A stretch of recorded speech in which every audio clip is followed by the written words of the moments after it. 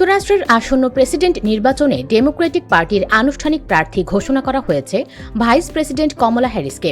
স্থানীয় সময় শুক্রবার দলটির সংশ্লিষ্ট প্রতিনিধিরা ভোট দিয়ে তাকে এই মনোনয়ন দেন বলে শনিবার বিবিসির এক প্রতিবেদনে বলা হয়েছে।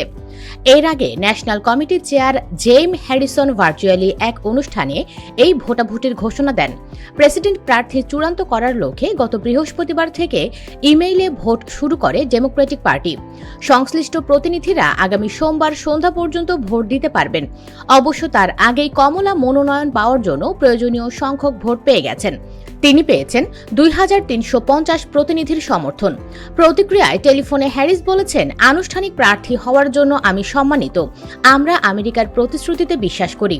আগামী সপ্তাহে আনুষ্ঠানিকভাবে প্রার্থীর মনোনয়ন গ্রহণ করবেন তিনি। প্রথম কৃষ্ণাঙ্গ নারী এবং প্রথম দক্ষিণ এশীয় নারী হিসেবে মার্কিন রাজনৈতিক দলের জন্য বড় চমক কমলা ৫৯ বছর বয়সী হ্যারিস। তিনি যদি আসন্ন নভেম্বরে রিপাবলিকান মনোনীত প্রার্থী ডোনাল্ড ট্রাম্পকে পরাজিত করতে পারেন, তবে তিনিই হবেন আমেরিকার প্রথম নারী প্রেসিডেন্ট।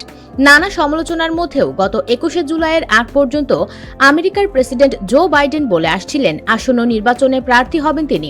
তবে আকস্মিকভাবে ওই দিন সরে দাঁড়ানোর ঘোষণা দেন তিনি। সামাজিক যোগাযোগ মাধ্যম এক্সে পোস্টে ডেমোক্রেটিক পার্টির প্রেসিডেন্ট প্রার্থী হওয়ার দৌড় থেকে সরে দাঁড়ানোর ঘোষণা দিয়ে নতুন প্রার্থী হিসেবে ভাইস প্রেসিডেন্ট কমলা হ্যারিসের প্রতি নিজের সমর্থন জানান বাইডেন। US Bengal desk.